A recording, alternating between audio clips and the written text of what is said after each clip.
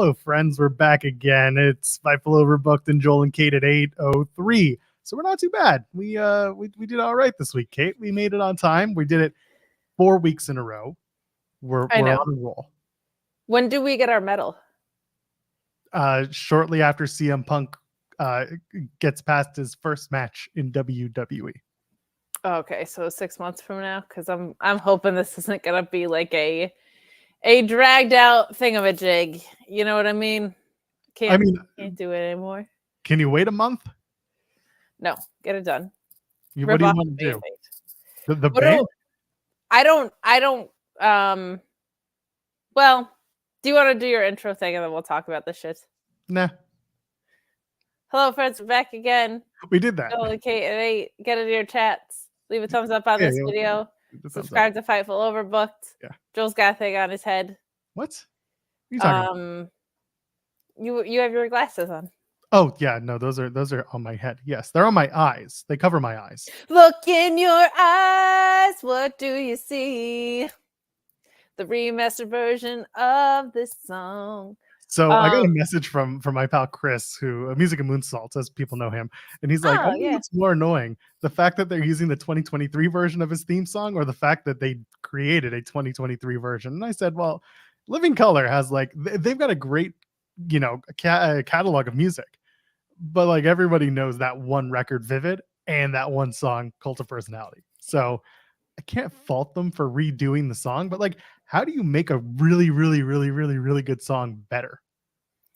I also think that was probably like a rights thing or whatever, just to probably clear that they own the version of that song. I don't even know, because like they're in with Punk, and like with WWE, they've done this business before. I think if anything, they just kind of said, hey, can you use the new one so that we can bolster some stream sales or some streaming? Like, it makes more sense to do that.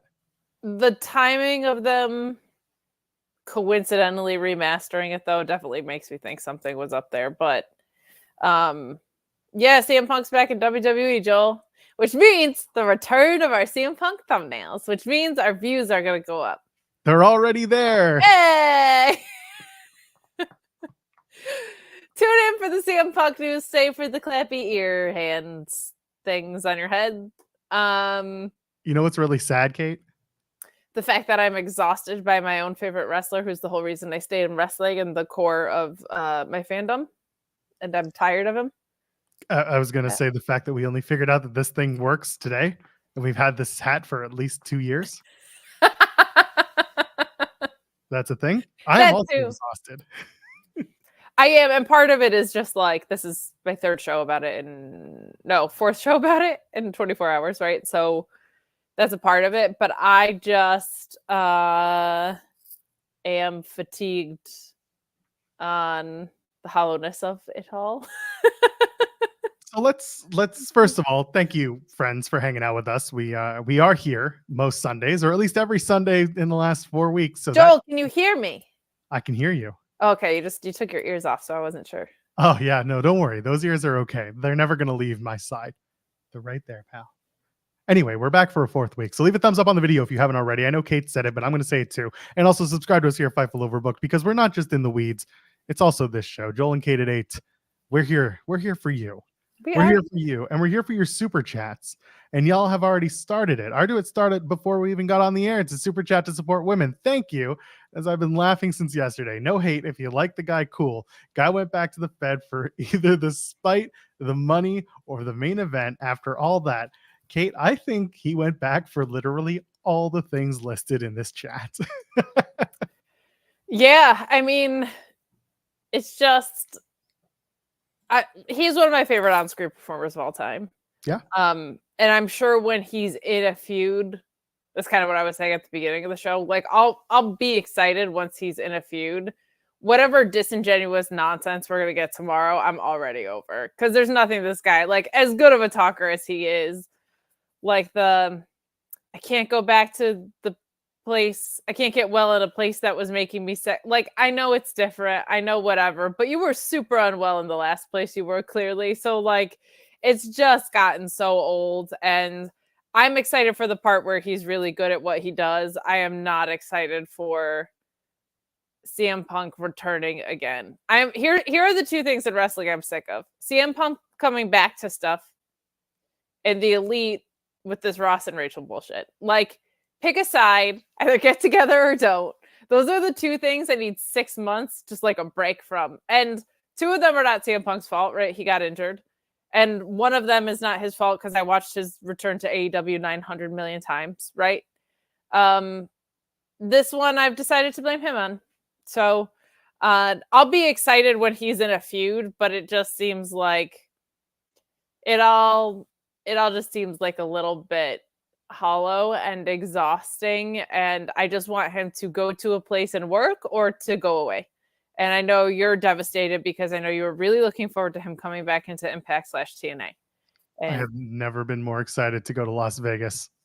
I've never been more excited to cover TNA. Now, listen, they made him an offer. They made him a generous offer. They really thought that he could help with the TNA return and the rebranding, and they had a serious shot. And I know people are going to be like, TNA, they didn't have money. No, they've brought in a lot of big money people for a short amount of time because they know they can get that return on investment. Punk is one of those people that would return on their investment easily. You do a fan fest, you do whatever, meet and greets, interviews, things like that, along with all of the appearing, and then you have a good time. Speaking of having a good time, are you going to get CM Punk on In the Weeds is the real question. Yes, actually. Okay. Instead, how about we have Kip Sabian tomorrow morning at 10:30 a.m. So that legit rules. We're looking forward to it. Kip put a post out on Twitter just being like, hey, I want to do interviews. And people started tagging myself and Jeremy and saying, let's do it. And so here we are. We're going to have Kip Sabian tomorrow at 10:30 a.m. Eastern, and Sean Ross Sapp is here. Sounds like a winner of an interview, just like my Pittsburgh Steelers. You're a Steelers fan. Where are you from geographically? Doesn't matter. Okay, you're from where? The Northeast. What's your favorite baseball team? The New York Yankees. What's your favorite hockey team? What's a hockey? Okay, exactly. Soccer. What's a soccer? Got a favorite NASCAR driver? Probably somebody from the Northeast. Mark Martin in the number 6 Valvoline car. That's the correct answer. That is the correct answer. Oh, sounds like you're a sore loser. Calhoun Jr. is my favorite NASCAR driver. Grew up somewhere. Somebody in your life hated the Steelers, and you were like, well, I'm going to be a contrarian, and you became a Steelers fan. Whilst you are very tuned into 19-year-old Kate extremely well, the actual reason I became a Steelers fan was I was not into football growing up. I was only obsessed with baseball. And then towards the end of college, I was like, I want to get into football. So if you teach me football, I will become a fan of your team. And the only person who offered to do that was an Eagles fan. And I said, no, I'm not that stupid, especially in 2009. And then the next person was a gal friend of mine, and she was a Steelers fan. And it was kind of at the beginning of the Killer Bees and like that upcoming crop. And there was a Steelers bar in the city I would go to when I lived there every week. So it was really fun and easy to get into. And that's the story of how I became a Steelers fan and how they beat the Bengals today. As poor Sean, congratulations, you beat the guy in the first start of his career. Thank you. A W's W, my friend. I wish that I would have stayed in North Carolina and watched Doja Cat. Yeah. I can't blame you. But how about this? Wednesday, 4 p.m. Eastern, at the end of the hump, we have the Shaza SRS media call. We only want serious, real journalists asking important questions. No content creators, no vloggers, none of that. You know what? Actually, I've changed my mind. If anybody wants to, in the middle of the call, go, can we get a round of applause for Sean Ross Sapp? I will be okay with that. But after Shaza, are you going to fight Taylor Swift? I would. I'm sure it'd be a huge payday. It would. It would be. I'd job out. I don't care. If we did it behind the paywall, do you know what our subscriptions would do? It'd be wild. Yeah. I mean, we hit 10,000 again. Some of them are free subscribers, but hey, we've got a free post up for free subscribers of Fightful Select now. So that's what's up. There you go. But yeah, I just wanted to swing by, say hi, about to do a little Bengals podcast. Hi, Sean. Yeah. Hello. Did you get any sleep at all? Yeah, I slept like 5-6 hours. I'm good. That's actually better than basically April through October of last year. So Yeah. Listen, at this point, my trauma surrounding reporting on CM Punk's career has largely been fine-tuned. Like, I know the hours in which my sources regarding those situations sleep and don't sleep. So I can't say he's bad for business. Like we were just talking about how fatigued I am on great for business. the whole thing, but Yeah, great for 28,000 business views if- on me and Denise's post show. We're back up to 10,000 subscribers on Fightful Select, and none of us get punched in the head, so it works out well. There we go. Speaking of punch in the head, can you relay a message to Macklin that I'm going to beat him up in Vegas? Nope. See ya. Oh, I tried. Let the record show. I gave a flame. I warned him. Can I tell you there's nothing more intimidating than a guy saying he's going to punch another guy while he's cleaning his specs? Those are the ones you need to watch out for first, Kate. Those are The ones. cool, calm, and collected ones just unsmudging their glasses. They're the ones you got to watch for, because if you're not watching, you don't know what they're going to do to you. Dun, dun. Pocket shand.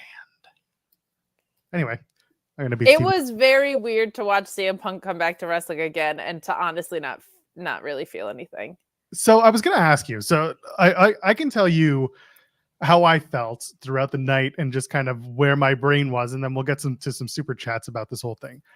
When Fightful Select reported that they were teasing doing a Randy Orton will he won't he, I was like, okay, regarding how deep they go with this, that's going to gauge my level of whether or not Punk is coming back.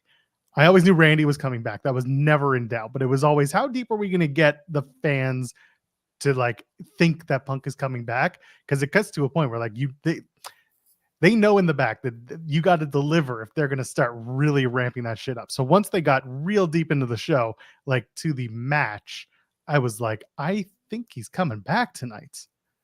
And then they got to the big wide shot coming out of War Games, out of the main event. And I was like, oh no, he's coming back. This is a Triple H special where he throws up the copyright. This is a takeover thing. Throws up the copyright, gets you ready to go off the air. And then all of a sudden the music hits or the angle starts, and that's how it goes. And the music hit. And I was like, and you know what? My heart, leapt out of my chest because it was an exciting moment. I was there for the reaction and I was there for the crowd. And I thought that was really cool. Now you got to come up with everything that goes after that and the feelings that come up with, where he's coming from, what he's been up to or not up to, and what he can do going into this and what the opportunities are, if any, and how the talent feels. There's a lot on the table with those feelings, but I can tell you in the moment I was like, well, I'm not going to go to sleep anytime soon now because I'm pretty jazzed by what I just saw, like the excitement in the air. I let out a huge sigh because I had to immediately go and do the post show, and I knew what that was going to be. And it was actually better than I thought, but I figured there were going to be a lot of people that misconstrued Sean's reporting on purpose in the chat, which there were. Thank God for Luis. But I just I was very excited for the people, and I was surprised. Congratulations to them for keeping a secret in wrestling. That's a very hard thing to do. And then I was just kind of like, I've seen it before. You know what I mean? Like I would really I would kind of wish he didn't come out as a Cult of Personality. I kind of wish he came out to something else. And I kind of wish he didn't do Clobber in Time. And I kind of wish he didn't sit Indian style. Like, it would be nice if we actually moved on from like this chapter in CM Punk's career. Like, if you're actually going to start over, if you're actually going to have like a clean slate, can we do something other than like red and black merch with the Chicago stars on it and sitting Indian style and whatever melodramatic promo we're going to get tomorrow? Like, I'm so over that part of this. I'm very happy for everybody at the United Center. I also think it's very cool that Allstate Arena, Kate. I'm sorry, the Allstate Arena. We're at the Rosemont Horizon in 1997, Stone Cold's favorite venue in the entire universe. What is wrong with you? I don't really care. Very happy for the people of Chicago that were excited to go. I'm very glad that Triple H seems to be in the business of making fans happy. I think that's a good idea. We saw both babyface teams win yesterday too, which I thought was like, that was all feel good stuff, right? And the Randy Orton return, I think, is also great. And I firmly think that when I get like CM Punk in a feud with Grayson Waller or whatever, like, I'll be in. But right now, I just don't care. And I'll tell you what, if that guy goes to Saudi Arabia, Can I tell you? Can I tell you that? Done. Fucking done. But you know who that match is going to be against? Stone Cold? No, G1 Climax 2024 finalist Mike Mizanin. You cannot. That tweet and that interaction has been it's been harkened back to so often that if you don't do it, it's literally money on the table, but it's also like it's money on the table figuratively as well. If you're gonna do it, and listen, Punk can make a stance, a moral stance, and be like, no, I'm not doing it. And sure, people will feel how they feel about that, positive or negative. Hopefully they'll appreciate the fact that somebody stood up and didn't want to just put an addition to their house. By all accounts, Punk is very frugal. He's fine with what he's got. He's happy. He just signed whatever this deal is with WWE. I'm sure is making him happy. I hope it does. Everyone deserves happiness of whatever kind that is. But yeah, if he's going to go to Saudi, like The Miz is the first match I want to see because there is a built-in story there. And sometimes they like to get a little bit real with this stuff.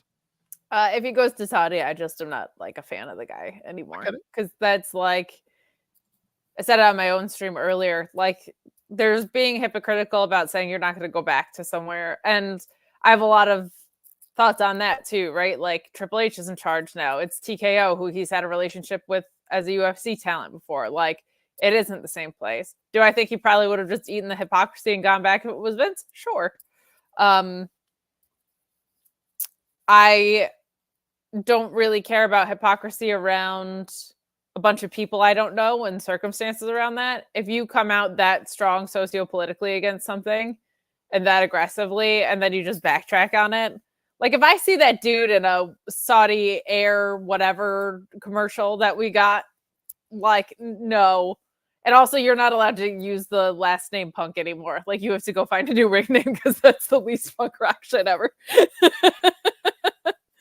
CM Live Nation. CM Live Nation is perfect. CM CMAEG. CM Pop. He's always getting pops when he comes back, right? This guy lives for pops. I just want to see him do something new, and I want to see this get, like, I'm so sick of, like, if I see CM Punk dramatically look around an arena one more time, I'm gonna puke. Like, I'm just so done with that piece of it. So get this guy in a feud quickly. Get him on the track. Now, creatively, I think there's a ton of really fun options of ways you can go. I don't like that they worked the boys last night. That's never something that I think is cool. I get why they did it, but I don't like it at all. So not everyone was worked. Let's put that card on the table. There were guys in the ring who were aware and played it up. Not everyone was completely left out in the cold. Told right before they went to the ring is also something that, and I don't know how wrestling works, but I think just from where I'm sitting on the outside, it is a dumb idea. And WWE is not the only place to do this. They're not the first, and they won't be the last. They might be the first, but they won't be the last. I think it is. I can guarantee it's happening in the NWA, the AWA. Oh yeah, they're doing cocaine in the NWA. Who even knows? They don't even know if they're working the boys at this point. That's right. They're not even working the CW app. They're not even working really. I think it's an inherently bad idea with someone as volatile as CM Punk to tell people 5 minutes before they go into a ring where their health is on the line, their opponent's health is on the line, and you're going into an inherently, didn't get that violent, but an inherently violent match, to suddenly be like, oh, hey, this guy that half of you clearly hate is showing up at the end of the show. Bye, go down there, is a bad idea. Like, that's just me. So I don't like that either. Like, we know, I said on Twitter and I got a lot of traction. If Michael Cole's restraining you, you're working. Like, you're not. Come on. Michael Cole, who was going to beat Top Dollar. Come on. Michael Cole, undefeated WrestleMania. Right. Not a main eventer, but maybe it'll be him and Punk in Mania. Who knows? Drew clearly has issues. Seth has real life issues, but I firmly believe was hamming it up yesterday. And also it sounded like wanted to have a conversation with him and Gorilla after. I just want to shake your hand. I just want to shake your hand. Cody, I don't think has ever had a single issue with a single person, except for whatever reason he left AEW that we'll never know about or whatever. But like, there's clearly a lot of people that don't like this guy. And if the belief was, as it was in the media and leading up to this in the locker room, that he wasn't coming back heading into free agency year, I don't know if that's a great idea. But we'll see. We'll see. I just feel like that's a bad thing to do to talent that's about to go perform in what's supposed to be what ended up not being a very violent match. Kind of a dud of a match, to be honest. I liked it, but it's subjective. But here's the thing: when you have a match like that, and maybe it's not violent enough for a War Games, and I understand that sentiment. If you're gonna have CM Punk to show up, it's gonna erase whatever the hell you were thinking anyway. War Games to me was very much a story-based match, which was very like, it's not old school because the old school War Games matches got pretty violent as well. But I did enjoy that it was a very storyline based match. And I know Triple H said the same thing in the press conference. He was like, it was women's War Games is very different from the men's War Games. Women's War Games got very violent. They did a lot of stuff, a lot of spots with a lot of different toys, and that was great. And then the men, they kind of decided that it was going to be a more intense kind of feud-based match with people beating people up, and to me it worked. But I understand why someone might want a more violent style of approach to this match. And to be clear, I'm not asking people to staple staples to themselves and drink each other's blood. What are you talking about? Yes, you are. I mean, also that, yes, but those guys faced each other so many times before. Like, I've seen every permutation of every guy in that match face each other 100 million times at this point, that I felt like it needed for the story to take it to the next level, because there was no juice left in it. Like, we were idling and out of gas on the way there so hard, in my opinion. So it kind of needed the intensity, and the whole reason Drew was even in it was to beat the ever-living crap out of Jey Uso, and we didn't really get that. Like, So for me, it fell short, because even if you're going to go the story route, you got to have one of those, like, these guys haven't touched yet kind of things. And these guys had touched a lot. Touched you once, I touched you twice. I won't let go at any. But that's a creepy song now. I'm singing out loud. Yeah, you got to think about these things now. Yes. Consensually. Yeah, there you go. Stop it. Let's hit a couple super chats while we're here. Kim Gray, friend of the show, says, not a Punk fan, but the sheer surprise was amazing. And that's what I was kind of trying to say earlier, was that the moment itself was special. And I think that people had a really good time getting that moment. If you were in Chicago or at home, just watch it on your TV. That's pretty good. And Telecom says, Kate at this point is probably muttering CM Punk thoughts in her sleep with so many streams. Best in the world. Best in the world. Clobber in time, Indian style setting, and right.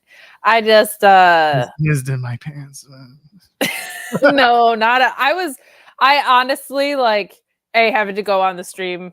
I just didn't even have time to like process. And B, I'm kind of like in put up or shut up mode. Like, the comeback moment is cool. I've seen a million of those this year. So actually work. Like, actually go to work now and stop. Get in a feud. Like, that's what I need. I need CM Punk to do what he's there to do and stop coming back from things. Yeah, I get it.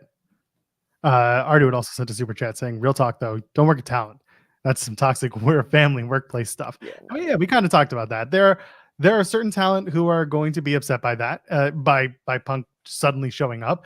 And I think there's going to be some smoothing over to be done in terms of conversations of how it happened, how it came together. It was very last minute by all accounts. Dave Meltzer said this thing started 10 days ago. And I was like, why is everyone else saying it happened today? Like, why is everyone else, not today, but last night? Who told Dave 10 days ago? Or maybe there was like a conversation about a conversation 10 days ago that put the wheels in motion. I'm wondering where Dave's information like led to. And of course, we know from Sean from Fightful Select and from Paul Levesque at the press conference when he was asked, he said this all came together, very last minute, yada yada yada, like in the last couple of days. So I'm interested in that. But yeah, working the talent, it's a slippery slope. And again, different talent are going to react differently. And I also think some talent have kind of moved on from 10 years ago. And some are also thinking about maybe if they kept track of what Punk was doing in AEW, maybe some are more invested in that, situation than others. We don't know. And that's the whole thing. It's up to the professionals backstage, the talent, the producers, the workers, everyone to figure out how this relationship is going to work. So the obvious plan here, right, is CM Punk versus Lexus King at Stand and Deliver. Yes, absolutely. Okay. Yeah, I mean, he loved Brian Pillman, so it stands to reason that Pillman Jr. should have the Punk match. Well, and if Regal's kicking around NXT, he called him a Triple H stooge, right? So there's probably some magic to be made there. Let's just capitalize on all of it, shall we? I don't, and I see people in chat being like, I'm sure that everyone in the WWE locker room was aware of what Punk was doing in AEW. Some people really just keep to themselves and don't. This is what's hilarious about pro wrestling.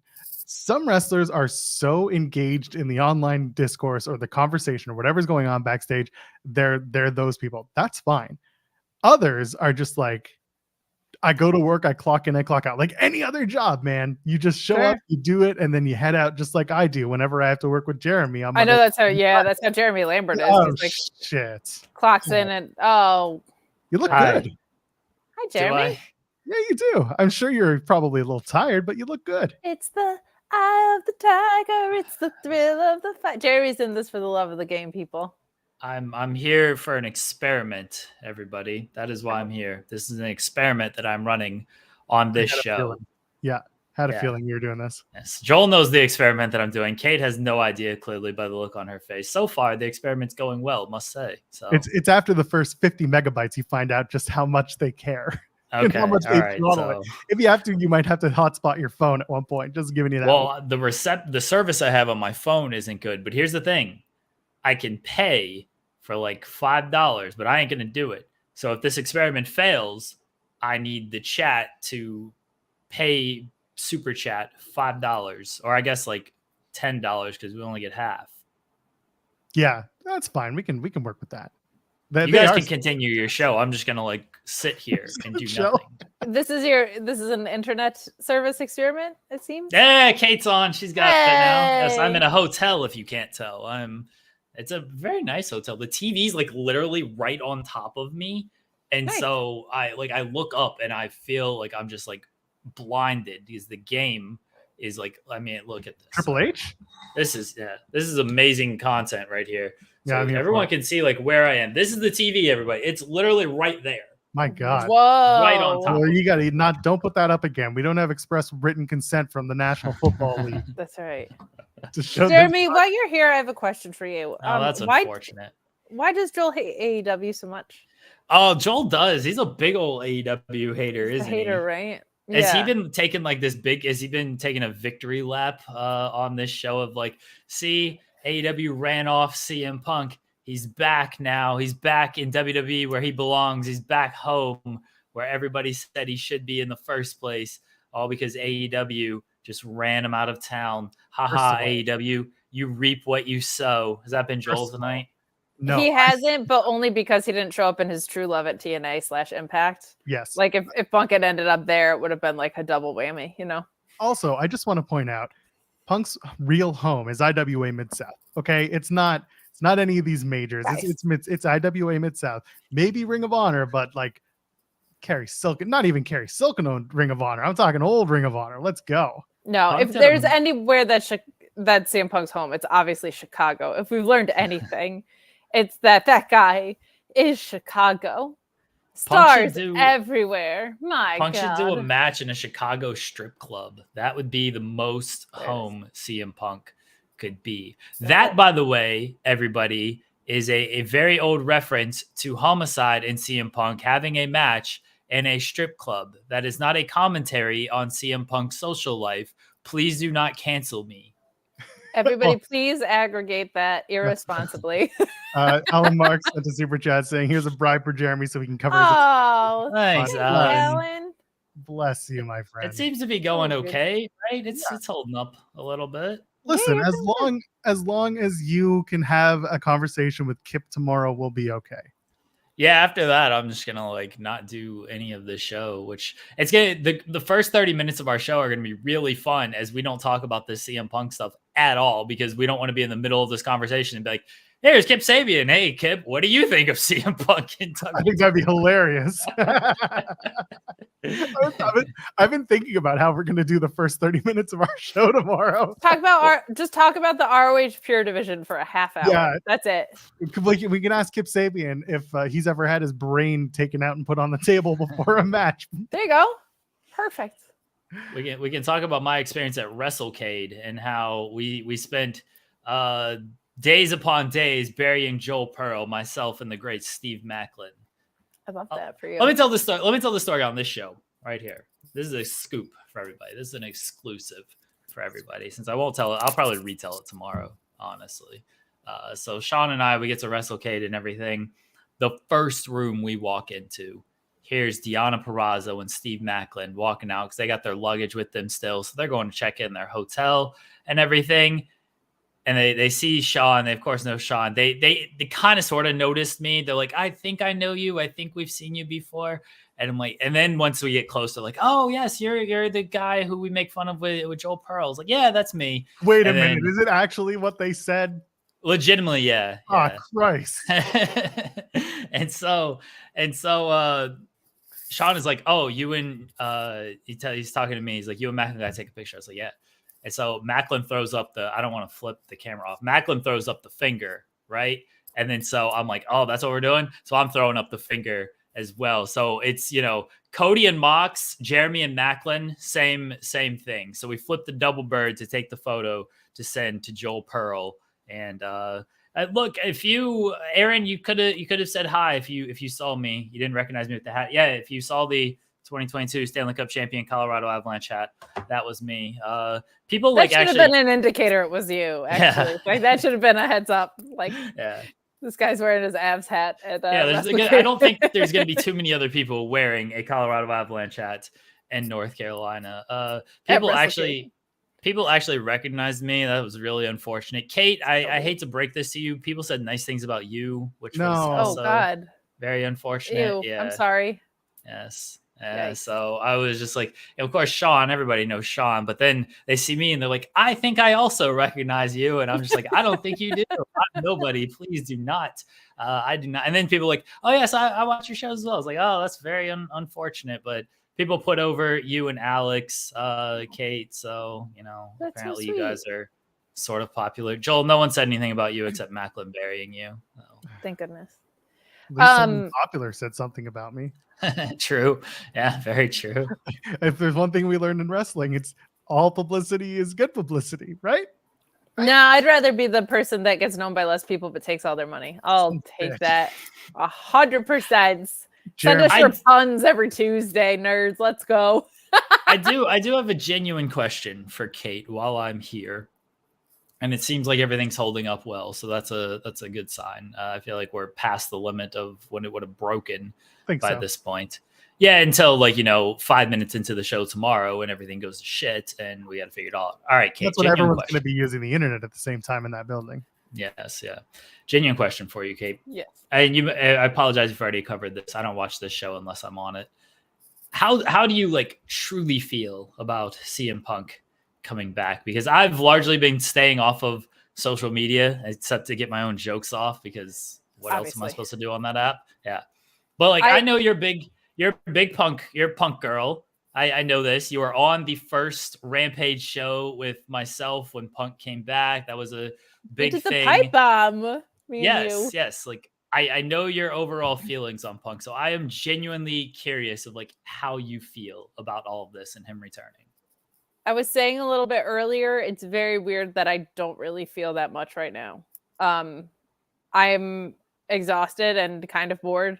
I was saying to Joel, I am so sick of seeing Punk return from things, whether it was the AEW return, which I watched 900 times, returning from both injuries, returning here, returning on his own show on Saturdays. Like, I'm sick of the CM Punk return. I'll probably be invested when he's in a feud again, but I do not need to see him wistfully look around another Chicago arena for the rest of my life. Like, I am so tired of seeing this guy sit Indian style, kneel and say it's clobbering time, give crazy eyes into the camera and interact with fans. Like, I am so over that moment and whatever disingenuous promo we're going to get tomorrow. When it's like him and Grayson Waller in a feud doing promos, I'll be back in. But right now, like, I'm so over this template of the exhausted cycle that we've seen from CM Punk. I'll be in it when he's in a story and in a feud again, I think. But right now, I honestly just am like kind of bored by it, which is a very, very weird place to be for someone who is like, A, so polarizing and everybody else is having intense emotional reactions, and B, someone that's like been so fundamental on my wrestling fandom. But I just am like, oh, wow. Oh, did he release a t-shirt that's black and red with stars on it? Like, move on. Like, I'm so tired of it, honestly. And I'm also just like a more matured fan at this point too, I think. So the same things that used to scratch my itches don't do that anymore. It's just different. I appreciate your honesty on that, because I imagine people are going one extreme or the other on this topic, as one does when stuff like this happens. It's good for business. We got our subs back up over 10,000. I got 30,000 views on my video from yesterday with Denise. It's good for business. Look at that. I might be able to ask for a raise again when Sean runs into our show tomorrow. I'll do that and immediately scare him off. I texted him and was like, well, historically we've gotten holiday bonuses, so big thanks to CM Punk for doing it that month. So I'm gonna pull the curtain back for 1 second.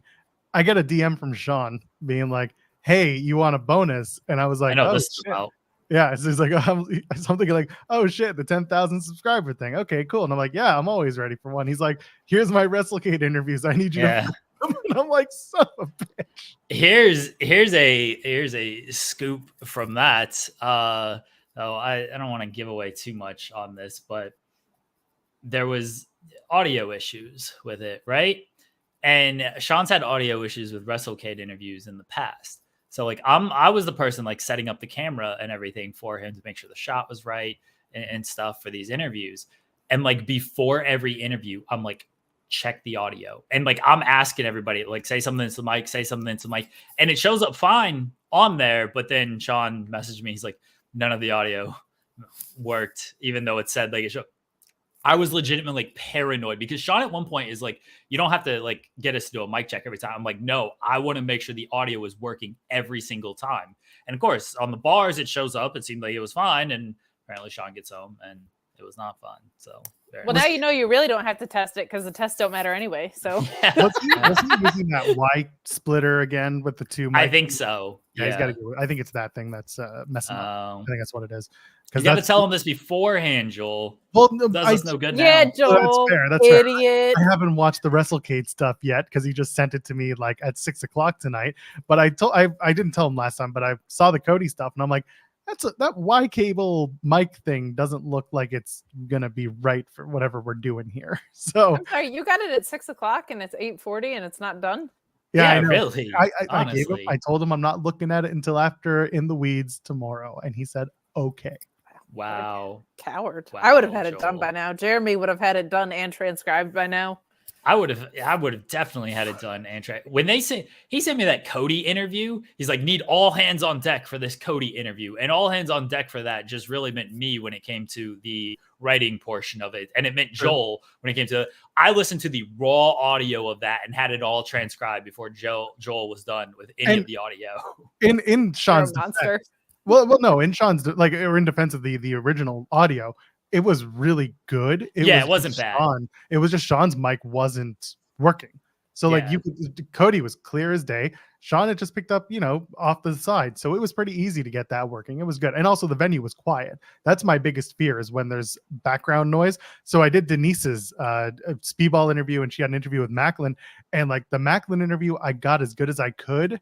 But the Speedball interview was pretty good. It just picked up most from her camera. instead of the microphone she held. How So- convenient. The Macklin one just didn't quite come out right. Yeah, huh? I sent her. Yeah, I sent her really. the best. I sent her the best possible outcome, but I told her I just couldn't do it. I'm gonna for the Sean interview. I'm just gonna do shitty overdubs of Macklin saying nice things about me.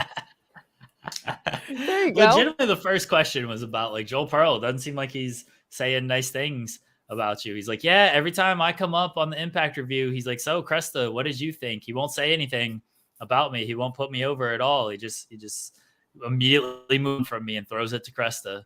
That's legitimately his answer, by the way. It was 100%. I transcribed that in my mind. 100% his answer is you apparently throw to Cresta every time on the Impact review. I'm a host. I'm so glad it's recorded, because then when Joel has it come out and it says, Joel Pearl is always a nice guy on the Impact Post show, we'll know what it was really supposed to be. You know what I mean? I'm gonna do the Macklin cut, and it's gonna be glorious. Oh, you know what? That actually, like, if you do that and do like a fake video of that, that would honestly be hilarious. The work, bro. The work. Yeah, we'll do the worked version. Oh, I'm so into that. We're gonna do that. I swear to God. Yeah.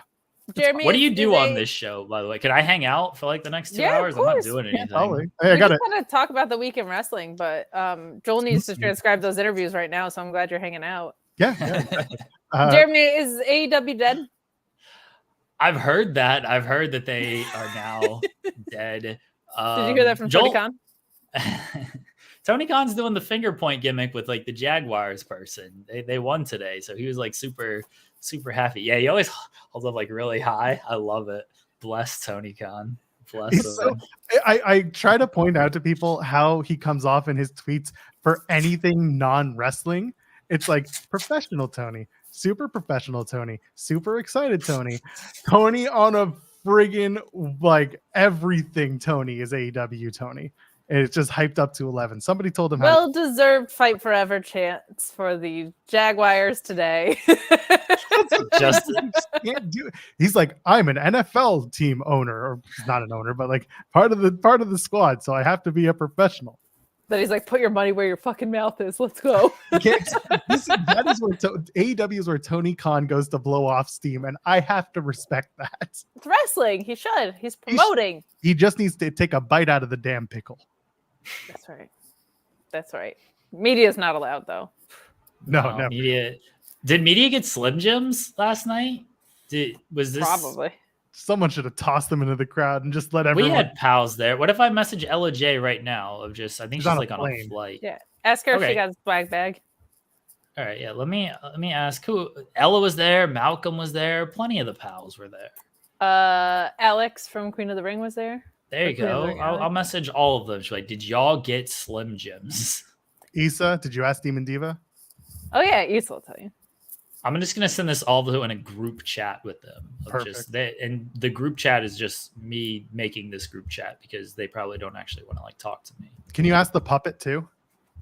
No. Okay, don't worry about it then. It's fine. Yeah. Most professional one of the bunch. That's what I always say. Well, yeah. Matthew Hook sent a super chat earlier saying AEW is better without CM Punk. Focus on the younger talent. I mean, meanwhile, on Collision, Adam Copeland went berserk and took up 20 minutes of screen time. So I hope we're going to focus on younger talent. Oh, and Killswitch is also in his late 30s. So I think he's my age. I'm not in my late 30s, though. Don't quote me on that. Alex was calling him Switchosaurus, which I like. Yeah, I called him Killswitchosaurus. Oh, he was just Switchosaurus. Which I think is even better. Switchosaurus just sounds like someone who would be at Effie's Big Grape Brunch. Exactly. That's kind of why I like it. Switchosaurus and Baby Bop. That's what we're going for. But my God. Yeah, I don't even know what Joel's normally the one that steers the ship, Jeremy. And normally we talk about the whole week in wrestling, but we started with CM Punk because of reasons. But I didn't even really get to watch AEW yesterday because I was watching Survivor Series. Yeah, I'm watching the real story. The real story was Cody being a coward and not bleeding, not doing anything dumb. Not setting himself on fire. Yeah. Like, what are we doing, Cody? Like, I'll say this about this match. I absolutely love the men's War Games match because it was like an encapsulation of Randy Orton and just like doing the minimum, getting your shit in, doing your spots, getting the pops, and then going out. Orton comes in, gets his big, like I hear voices pop and stuff, comes in, hits his Looking moves. jacked. Oh, Randall. So good. Yes. Bless that man. Bless that man. God bless. Does all his cool moves. The babyface do all their cool moves. They pin Dominic. It's all over. That's the win. They didn't do the big, everybody stand on one side of the ring and do the square off. Now let's introduce 300 weapons into this match. And now a bunch of people come off the cage and everything. Like, I get it. There's a place for that. The women did a very good job of all of that. This men's match was just heel shine, babyface save, heel shine, babyface save. Orton, run wild, babyface win. We're done. We're out. Close up shop. Loved it. Absolutely loved it. Didn't need all the extracurriculars. Nah, they just called it on the fly because right before they went out, Triple H was just like, "This is my conspiracy theory." Afterwards. This is my conspiracy theory, by the way, is that like they were told this beforehand that Punk was coming, and so Randy immediately just called the audible of like all that shit we had planned. Nix it. Crowd ain't gonna care anyway, so just nix it all. Here's what we're doing. That's my conspiracy theory. And the whole thing is like, he's like, nix it all, and then you just have like Seth or Finn being like, what about the RKO off the top of the cage with the big head? And he's like, keep that one. Keep that. That one stays. That one stays. Cody was like, I was gonna set myself on fire again, but not anymore. Yeah. Yeah, Cody's like crying. I'm like, this is my moment to bleed and set myself on fire and bring ladders and jump off of them and everything. And now I can't do it. Yeah. Poor Cody. That's not the only moment CM Punk's going to ruin for him in the coming months. Who do you think finishes the story first? Me and Steven Jensen are going to have a real rocky relationship for like the next 8 months. I can't wait to troll Steven Jensen with this. I love Steven Jensen. I cannot wait to troll him with this stuff. So, Jeremy, I am now so excited. Unless media finally asks the question, hey, Punk, are you going to go to Saudi Arabia if given the option? Because they can ask that now and they can get the answer. But if Punk does go to Saudi Arabia, I was telling Kate, the match has to be with The Miz. No question. It has to be a Miz match. They got to call back to the tweets. They got to bring it up. They got to do a whole thing. Let The Miz be like, I got you balls. And Punk being like, I'm going to kick balls. Do they introduce like a bloody dildo and there's like Punk beats him with it? Can they get away with that? Jeremy, that's not very PG at all. I'm just wondering if they could get away with it. I'm asking questions, everybody. That's all. This is why we need to get the interview with CM Punk on In the Weeds so that we can ask them important questions. Yeah, I'm sure no one. If you can get Sabian, you can get CM Punk. I have no doubt about it. I'll tell you off air, Joel, an interview that I'm trying to secure and I feel very good about. It is not CM Punk. It is someone. Cody Rhodes? I'll put it in the private chat. I was going to say, just drop it in the private chat. Yeah, no spoilers. I feel good about potentially getting this interview. So there you go. We should just put up the WWE vacant. Yeah, that rules. Yeah, that's hopefully the that vacant would be a good one. Would be a good one. Yeah. So, now when it doesn't happen, it's all Joel's fault as usual. Yeah, but I'm gonna try it. The rubber chicken. That person could also beat up Joel handily, and I would enjoy it. Listen, let me tell you. No, I can't tell the story on the air because I give it away. But I'll put it like this: I've seen this person like chowing down on a prepared meal while was it RJ? Matthew Justice was beating up Channing Decker while they were just eating a meal, sitting at the merch stand. So they're not that tough. They're pretty tough. Yeah, I have a media scoop for everybody. You do? I asked Alex, Ella J, and Malcolm, did y'all get Slim Jims or are you respectable media? And Ella replied, I got one, but I gave it to Alex to eat. And I replied, you made her an accessory to co-opted media. How dare you? Yep. Look at this. It's true. Thank you for your investigative journalism on such a thing. Yes. By the way, nothing but I'm after the truth, if nothing else, everybody. After the truth. She ain't gonna see this, but I do have to shout out Alex, Queen of the Ring, because she went and asked a question that was very much in her wheelhouse and all about Joshi talent. And I think Paul's answer was a little silly, but at least she asked something that wasn't just like, so how about those women? CM Punk. Is he gonna be in the women's division? I mean, listen, like Emily Heller like just got it right off the bat. Like, hey, how'd it come together? And Paul gave basically like most of the answer right off the top. You could, and then Nick Hausman like dug a little bit more. That's fine, but like what Alex asked was like perfect for what she covers and like what she's into. I love that she asked about Joshi talent specifically, and that Paul gave an answer that was just pretty, down the middle, being like, we go after the best talent. We only want the best talent. I only found out that Joshi is what they call them like a few months ago, and I'm like, bullshit. But I was still that dude is getting so many chicken tenders during women's matches. I can't even. Please. No, they've been. Where are my chicken tendies? My God, 26 women used on Raw, I think, this past week. That's insane. Yep. That rules. I loved Alex's question because she didn't just frame it as like, hey, you put together like the damage control stuff, which would have been bringing back Kyrie, which would have been like an easy one. Like she specifically asked about Julia and then framed it around that. Like it was a really smart question for anybody who attends these press conferences and is looking for an example to follow. See, I was disappointed because I felt like it was a great question, and I think she's done a lot of respectable work. But to find out she's just some sort of Slim Jim eating member of the media. Like, we can't stay here and give her flowers, but her reputation is destroyed now. She's done. She's done for. She had a Slim Jim. Ella J's throwing her further under the bus in this group chat. This is not good. Did she go and buy pickles afterwards? What's the problem? Wow. I no longer support Ella J and Alex. They asked all bad questions. There you go. Start to put the Slim Jims, so they're co-opted on top of that. Can't believe that. That's very upsetting. Chi-Town Spurs, speaking of sponsorship, I watched last night with friends who never watch wrestling, the mythical casual fan. The biggest takeaway was the sheer amount of corporate sponsorship and what a turnoff it was. Couldn't disagree.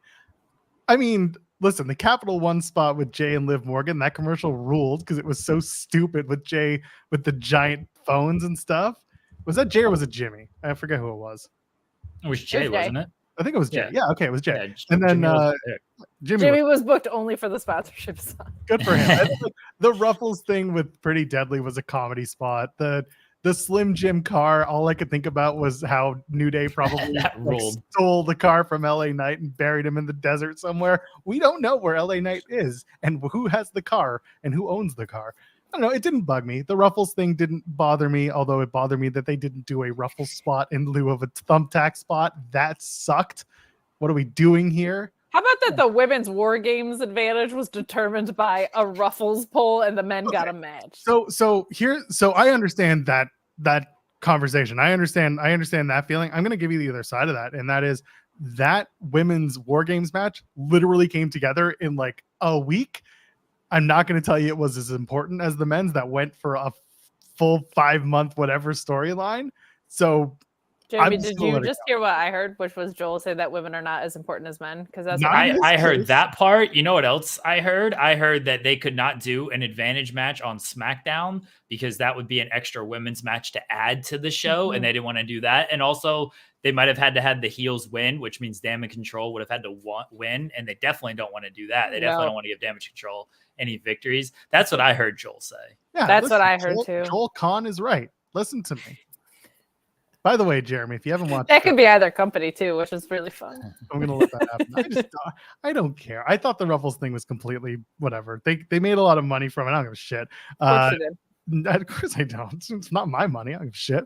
The show on Friday, Jeremy. I know you were watching live. I know you were really tapped into it. That was probably one of our best episodes of In the Weeds ever. When I wasn't there. Thanks. That means a whole lot. People in the chat, people in comments said this was the best episode ever. I'm just letting you know.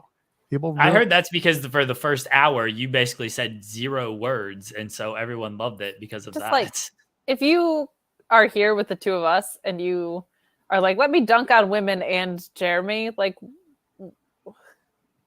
Kate, it's my show. We do this every week, and you tell me it's my show. It's Kate and Joel call it in the ring, okay? It's Joel and Kate call it in the ring. It's Kate and Joel. It literally says JK. There's a picture of Miss Elizabeth on there. She is better than you. God bless that lady. She's the best. Anyway, no, listen, it was a good episode. Jeremy, Am I supposed to have a response to this? Oh, that's great, Joel. Good job. You had a great show without me. I thought Survivor Series was great. I also hate AEW. Like, we see where your loyalties are. There you go. Same thing. The NWA is doing great content, and everyone should be watching it on the CW every single. When does it drop? Tuesday. Yeah. It's on Thursday. the app. Is it Tuesday? Once a week you get NWA coming in hot. I spoke with the NWA World's Heavyweight Champion this weekend. Ethan Carter the third? Yeah.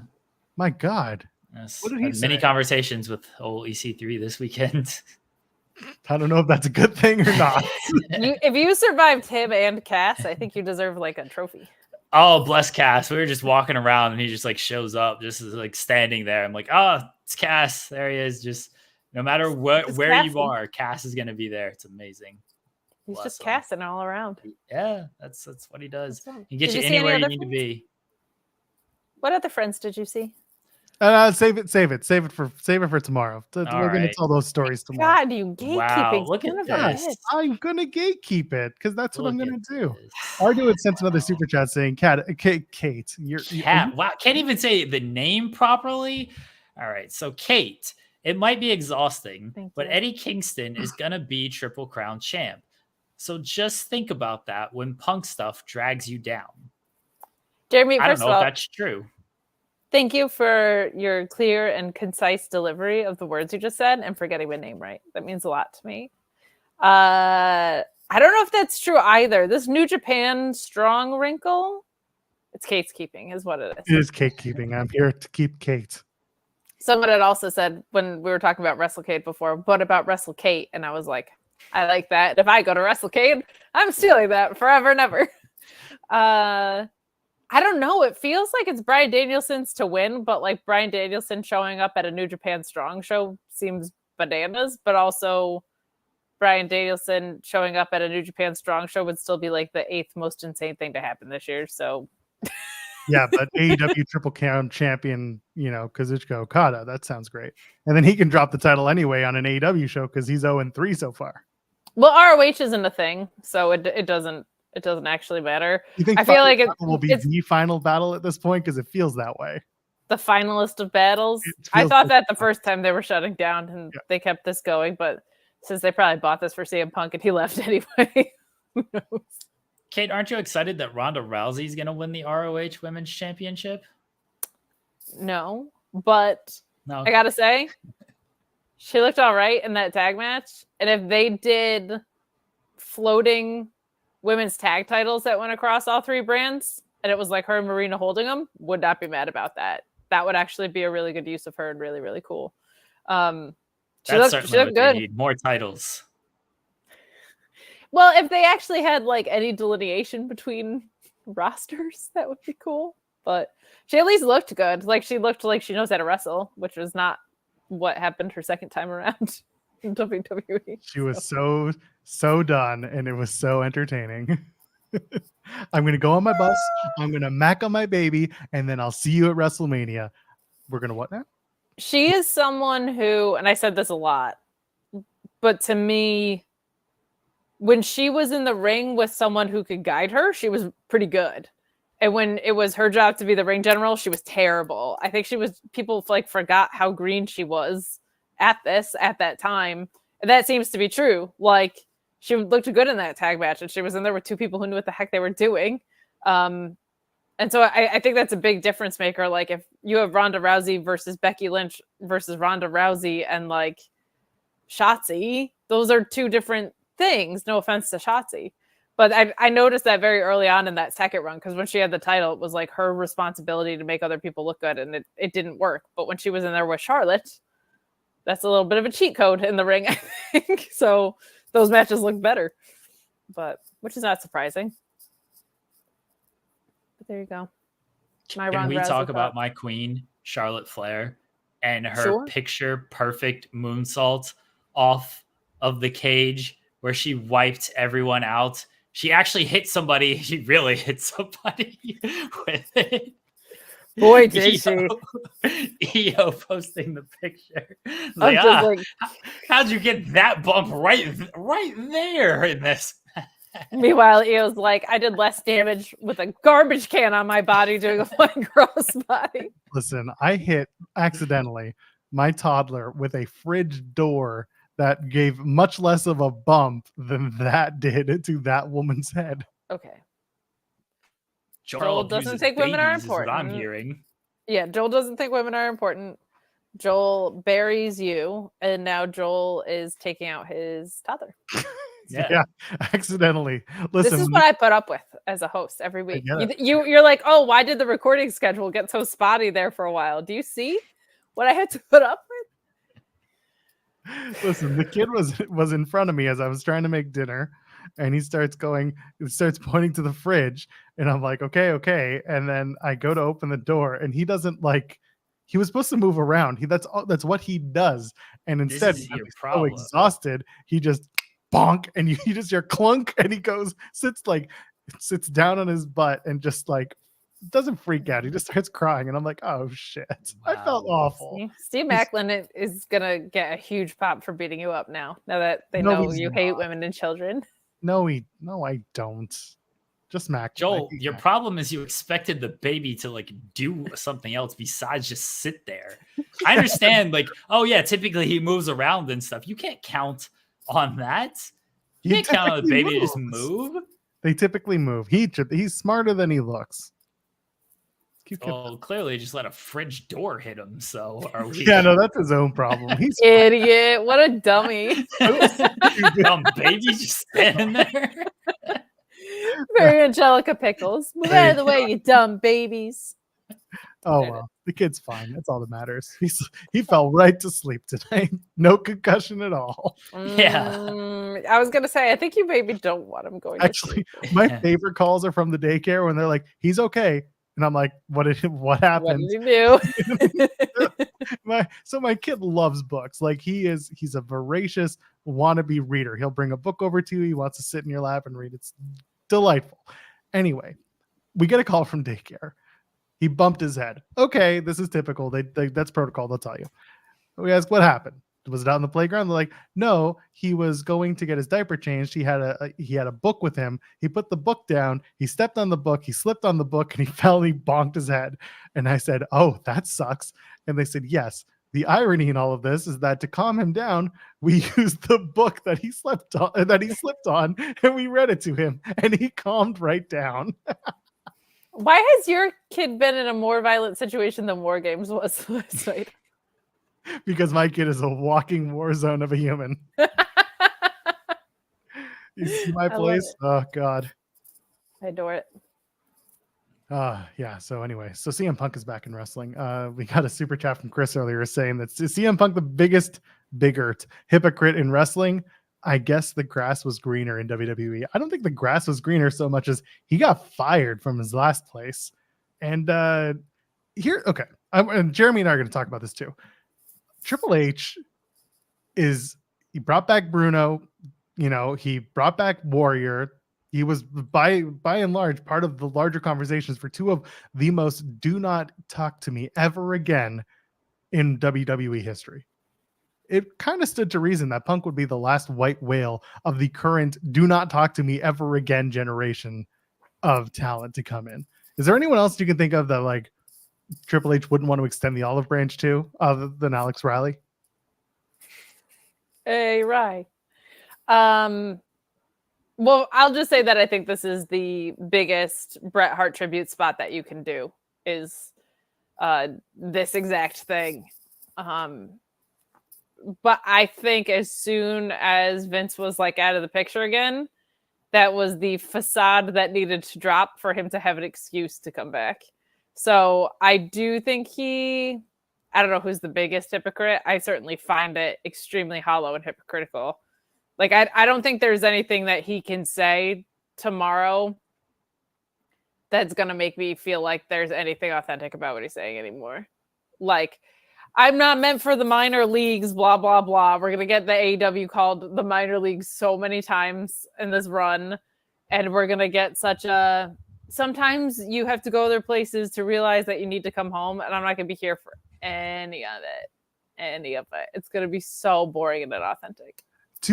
He's going to give the Star Wars, like, to my friends outside the galaxy. Oh, no, it's the Transformers. Heed my call.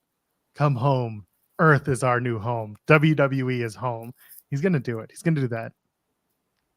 What if he comes to the ring tomorrow? He sits down in the middle of the ring, like he does the crisscross Indian sauce, applesauce, whatever it's called. Bliss Cross applesauce. They were a tag team, Jeremy. Come on. Oh, okay. He does that. And he goes, I got a lot on my mind. I've been saving up for this for a while. Hangman Page, come out here right now and fight me. And then time passes. Hangman doesn't come out. He goes, that's not cowboy shit. That's coward shit. And then he talks about whatever he wants to talk about in WWE. I have no idea. But just call it Hangman Page. Just, so we all feel like, the CM Punk we know and love is back. He's just calling out people from other company who's not going to show up, that has nothing to do with anything. No, he should say 100% in on that. He should say, I'm here to fight all of these young bucks. I'm here to fight all of the Omegas of this company. I am here. And he's got to open the promo with, so what do you want to talk about? No, while he's sitting. No, and then Cody Rhodes just be like, he'll look and be like, hi, Cody Rhodes. And then Cody will How be you doing? Being like, hi, good to see you. This is awesome. I don't know what he could say that would sound authentic tomorrow. Like, genuinely. What if he apologized? What if I don't even think he was in the wrong with some of these stuff over the past 10 years. He was in the wrong with a good chunk of it, but the WWE stuff, the way that was handled, that was not all his fault. They did not handle that well. So that is largely what I'm talking about of what he's in the wrong about. What if he apologized? He's like, over the last 10 years, I did a lot of growing. Triple H said that. He said he's growing. If you don't grow in the last 10 years, then what are we doing? It's like, did he grow the right way? Head 3 months ago. Was it like shrinkage instead of like growth that CM Punk had? Because I don't know if he necessarily grew. Is he a grower or a shower? Is he going to apologize or is he going to learn and grow from the experience? BlueChew.com code Fightful either They way. do not sponsor this particular channel. We don't talk about them here. There's growing and showing is all I'm saying. But that is, I had a tweet that kind of took off to good and bad, whatever. But I retweeted that and was like, you're hoping that he's a different guy than 10 years ago. I keep going back to, not only did Jungle Boy not say anything of any consequence, and even if he had, that's not the way to react to it. He was about to open a show in front of 80,000 people with a storied rival and a rivalry that he created before he was in WWE or AEW in the UK. And he was set off that easily by Jungle Boy to the point where he put that entire show in jeopardy and lost his job. This is 3 months later, and he's still that same guy. And I understand that new environments can freshen things up and change things and perspectives change, but that also lasted 8 months when he came into an entirely different company after being courted by Tony Khan for 2 years. So this I grew so much thing, I can't buy it, and I can't buy any sort of apology either, because I'm like, if you were that disconnected from the moment that you were in before All In, I don't buy that you are someone who should be in a wrestling ring right now, quite frankly, or that you're really that sorry. Because I'll put it this way, if that guy got fired with cause and didn't fight it, that video evidence is pretty fucking damning. That's really bad. Because that's millions of dollars that he is now not getting paid. So again, Punk is a curmudgeon. We know this. And that's never been, part of the conversation that he's not. I think that the operations involved in both companies are so incredibly different that there are more people in WWE who are willing to say, hey, why don't you just shut the F up? Like, what? Not publicly, but like, just be like, why don't we just calm down? Like, why don't we go do a sponsorship deal with Capital One? Go do a credit card spot. Go talk to Larry for a bit. We hear on AEW that, you know, this is the thing that I always go back to is Aubrey Edwards saying we wear so many hats, and we're a small company, we're a startup. You're going from a startup mentality where clearly the fit wasn't there to going back to WWE where, yeah, there were a lot of issues at a very different time in the company's history, where now they're owned by a much larger entity that could kind of tell them like, hey, let's maybe chill out a little bit. I don't know what's going to happen, but I do know that the two companies are so incredibly different in how they operate that there's going to be a different operating procedure for whatever happens backstage.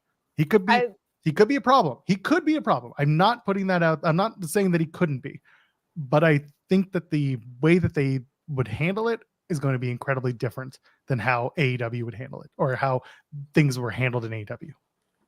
I also don't think it's like this is the way it should be. But I think there's also a lot of guys realistically. I mean, I guess Miro was backstage at All In and messing around with him or whatever.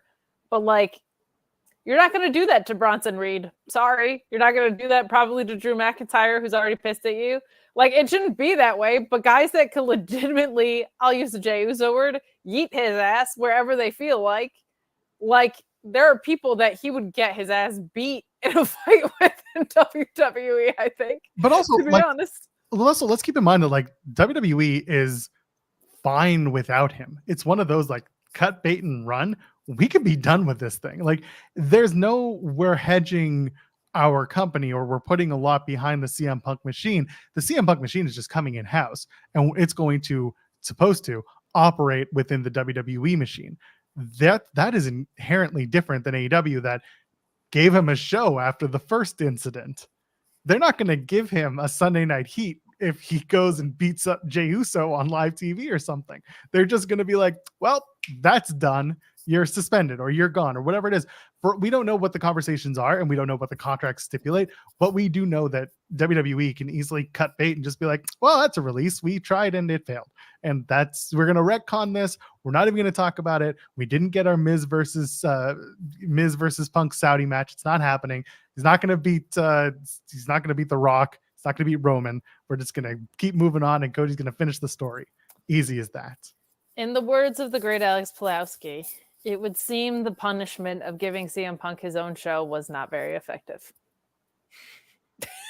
I think they can save that, by the way. I think they can salvage that. And people want to talk about how do you fix AEW? What can AEW do to get hot again? Do a legitimate brand split, because draft shows always pop a rating. And if you can actually adhere to it and stick to it, that's at least something you have done better than WWE, where everyone just goes on every show willy-nilly when they want to anyway. So if you could actually stick to something like that, I think that's where AEW can find an inroad, where I think there is a market for having two separate shows and it operating in sort of a, Tony wants to talk about, we're bringing back real sports element to this with this tournament and stuff. Like, that's what you can do with two separate shows and operating them in that way. But I've been beating that drum for years and years and years. Well, you have an opportunity to do that too with the December 20th non-competes coming up. Like, assuming you're going to get Mustafa Ali and Ziggler and maybe Shelton Benjamin, or maybe you grab Maximum Male Models to try and get some extra juice going in the tag division, because Lord knows that lost its way. That could be a really fun way to then do your draft show, is like, we have this incoming talent, where are they going to end up? That could be a really fun way to announce their presence. It's just like, who's getting drafted where, and then all of a sudden Dolph Ziggler's drafted to Collision. Like, that's a really cool way to have some talent reveal. So I don't normally like that, but to your point, the reason I don't normally like brand splits is because they never lasted or never abided by in WWE. So if they actually did it, that would be something that's kind of cool. like they kind of do it now anyway with who you see on what show. They're just not very, blatant about it. It's not fully in your face of like, this person is on this brand, this person is on this brand. Like, go for This it. Actually person's do the a brand split. collider. You know what I Yes, mean? this Like, person's a collider. Stick with it. By the way, Malachi Black, he was the one that predicted the future. He's like, CM Punk's not going to save you tonight, FTR. And he was correct. CM Punk was in Chicago, not in Pittsburgh. So good on Malachi. That the mist and has gone to his head, and now he can see the future a little That's bit. true. So I think that's his real gimmick now. Was that because Jeremy? of Julia Hart's the misting? Was that? Yeah. No, Julia Hart doesn't know what her miss does. It's how Oh. people take it. So, those are her words, Yeah. That's what I say to people all the time. It depends how you take it. That is what she said. But Jeremy, big question. Controversial question. Uh-oh. Do you think CM Punk's the devil? The funniest outcome would be CM Punk, but legitimately at this point, the funniest outcome is Jack Perry. Jack Perry. I think it's Adam Cole. I said it on Wednesday whenever we did our show, Joel. Like I was like, I think it's Adam Cole. That seems to be where it's going. But Jack Perry's the funniest outcome, and I say that because I don't know how that would look as Jack Perry being the devil and with henchmen and everything. That seems like a very odd thing to me. Even Adam Cole, like I love Adam Cole. I've always thought Adam Cole is a superstar player, but I don't know how he like looks with like kind of henchmen around him. And that like you do Undisputed Era, that's one thing, but like Adam Cole is like the lead heavy. It's a different vibe than Adam Cole, really amazing wrestler, and a group full of amazing wrestlers, and he's the standout of them. Like a lead heavy is a different cast than an Undisputed Era vibe. And like the devil is a lead heavy type of person. And Adam Cole seems weird to me on there, but Jack Perry, if it's him, that would absolutely be amazing if it is. I would say Bobby Fish because him and the devil are the same age. Just fair. Like, lines up. I would love. They should bring back old Big Dick Bob Fish. That should open Wednesday. Bob Fish calling out CM Punk and then being like, "Yeah, that's what I thought. CM Punk, you coward. That's coward not punk man, shit. Punk. That's pussy shit." Yeah. Where are Stu Grayson and the Dark Order? Oh, I can tell you the answer to that. Stu Grayson will be seen next week on AEW Dynamite live from Montreal, Quebec, Canada. Or Collision, whatever, the night before. I don't know when they're again, weird that they're taping Collision the night before, but here we are, Tuesday the 5th, and I think Wednesday the 6th. And that's when you'll see Stu Grayson on one of those shows. Is Stu Grayson going to be on In the Weeds? I would love to have Stu in the Weeds. Uno has a standing invite because we want to talk to him about mystery wrestling and, of course, AW stuff. But yeah, he's there. Well, I do intend to ask Kip about being the last ever reigning and defending BTE champion as of this writing. So we're going to talk to him about that. Oh, that will be good to talk to Kip about BTE. I saw a lot of people were upset about that potentially ending the way it's going to end, which I don't disagree with him. Like BTE is not, you'd probably think it was for me because it's just like bits and in jokes and stuff. But I didn't have time to regularly watch it, or I didn't commit time to regularly watch it. But when I did, like there was some funny stuff, and my guys, Jack Jameson and the Iron Savages, are doing some fun bits on there right now. But like for what that show started as and what it accomplished, it does seem a little lame that like if this is how it ends with no actual finale or like message to the fans, it does I would understand why fans are like, yeah, this is a little off-putting. This is not like we expect a little bit more out of these guys with all the time and years we've committed and all this has meant to us and to them and to AEW. So I'm with them on that because I've seen shout out to Tag Talk Girls who are in tears over the way BTE is potentially ending. And it's like, yeah, I get their side. I get their side of things. Feels like a weird time to pull out a fan favorite resource Like if Yeah. if the Young Bucks didn't want to do it anymore, they should have handed it off. I feel like would have been the better idea, because like that is something that your core fan base was excited about every week, and this does not seem like the time to be like, let's cut off that for people It didn't. instead. It wasn't doing much for me either. Like the stuff, people are Well, talking. you hate AEW. No, stop it. Let's drop that for just a second. I enjoyed BTE for certain parts of it. I usually wanted to see what the Elite were going to do for bits. And of course, the Dark Order stuff was really good for a long time. It got a little stale with the nothing but penis jokes, but whatever. To each their own. There was some really good stuff in there. I would skip the Ryan Nemeth stuff every single week. I'm just putting that out there. Without fail, it would always be just skip. But there was a lot of really good stuff on the show. With that in mind, it was getting a little stale for me as a whole, especially when it was like, oh, we're going to this place and we're going to fly private, and oh, we're delayed. And then it's just weird inside jokes, not even inside jokes that are funny. It just became like we're really curmudgeonous about whatever's going on. Like it's something, the vibe was off. And then Jeremy and I talked about it in the weeds, where it's like it felt like they were going to a different distribution plan with BTE, where they started doling out the clips instead. It just felt weird. I didn't love it, but I wasn't surprised that it was taken. I understand why they're doing it, especially if this is about the Young Bucks, doing a big turning heel and maybe starting a new faction of some sorts. Like if this is a turning of the corner, then it makes sense storytelling wise. But yeah, I get why others would be like, oh, this was a really big deal for, almost 300 plus episodes. And I get it. So yeah. How am I supposed to know where the Jacksons buy sneakers now is what I want to know. They gave up on that one months ago too. When they were spending frivolously, fantastic. That shit was great. They're making a ton of money now that they re-signed. Good for them. I hope they're happy. Have you heard about that? Have you heard about how much money they're making? NBA level money with them Not resigning? as much. Round Ball Rock level money? Basketball. Meet Norma sent a super chat. Kate, this is all you, partner. Oh, thanks for saying my name right this time, but sorry I'm late. I'll do extra push-ups. Have you all covered the triumphant return of R-Truth? Also, RIP BTE, what is Will Washington going to do now? Yeah, I didn't want to bring this up, but I'm sure Will's job is probably on the chopping block now that BTE is gone. R-Truth did huge numbers for us yesterday. Like, we got tons of Fightful Select subscriptions because of the R-Truth return.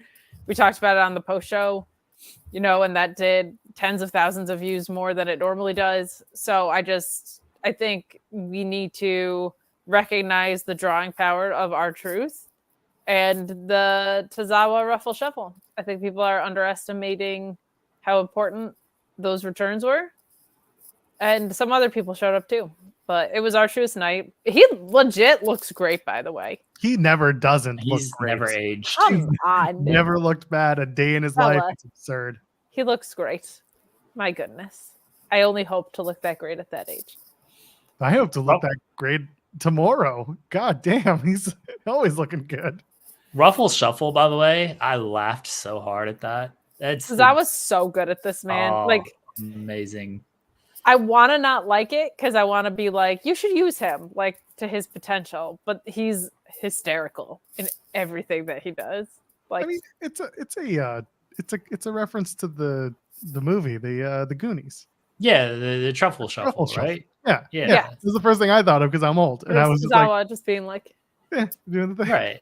I got it. It's still hilarious. Oh, I know. I agree with you. I looked at it, I was like, oh, they're doing this. This is fantastic. It was good stuff. if AEW did that, Joel would hate it.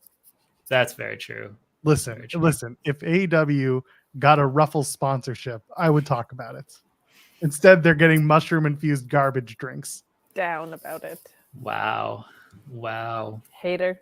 Burial of Woo Energy. They don't sponsor our show. Not even close. I think Jeremy knows a certain legend who said that the haters are going to hate. And if that's not Joel Pearl, to a T today. Today? It's like today and always. 7 days of the week. By the way, now that it's happened, I guess now we have to say that the first CM Punk feud should be against Nakamura, because clearly that's who was being called out for weeks, right? That's just how it is. Completely ignore the whole like this came together at the last second. Now it's like we got to do it. We're stuck. Kenta can't even come back. We gotta do CM Punk. I think if it was supposed to be AJ Styles, you stick with it. I think if it was supposed to be Karrion Kross, let's throw CM Punk in there. I think it's still supposed to be Cody, and I think it's a holiday feud to get through December and get to the Royal Rumble, or not to the Rumble, but to the first of the year. I told this to Jeremy. It's like, this is a very, like, we're just gonna get through the rest of the year, have a hot feud for Cody, not even a hot feud, but like a little mini feud for Cody. He's going to come out and he's going to talk about privilege and how Cody's dad did all these things and he doesn't deserve it. And then it's going to be Cody and Nakamura until they blow it off in a cage on New Year's Day. I really want Nakamura to win something ever, though, is my thing. So that's what I said. I was like, you got to have Nakamura win at some point when it comes to this stuff. And he obviously ain't beating Cody. So he's past his prime. It's fine. Nakamura just wants to surf. Let him surf in San Diego after he loses the cage match. Yeah, this version of Knock Rules. Cody has to be everybody but Roman. And then Steven Jensen will just have the knife twisted and twisted and twisted and twisted. Do you think Punk coming back screws this up for Cody? I don't know if it does. I think what I would do is Punk and Seth and then still do Cody and Roman. I think that's the best choice moving forward. Here's the thing. I don't know if Roman wants to work with Punk. I don't have the vibe that Roman is like copacetic with CM Punk. Not this version of Roman Reigns, who is like solidified. Has all the power in the world. Yeah. Yeah. I don't think he sees Punk as like someone who, let me go out of my way to like appease this dude after all he's done and after all I've done. For the Paul Heyman angle is right there, but I don't think they're going to touch it. No, I don't think they can.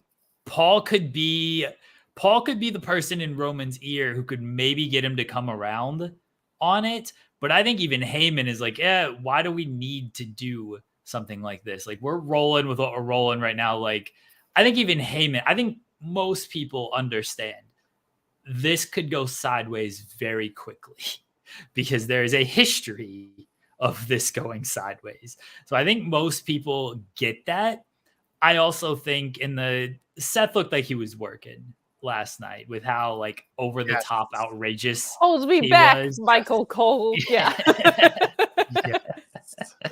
So like I think certain people get that it could go sideways, but they also understand like, hey, while he's here, let's go ahead and make as much money as we can while he's here.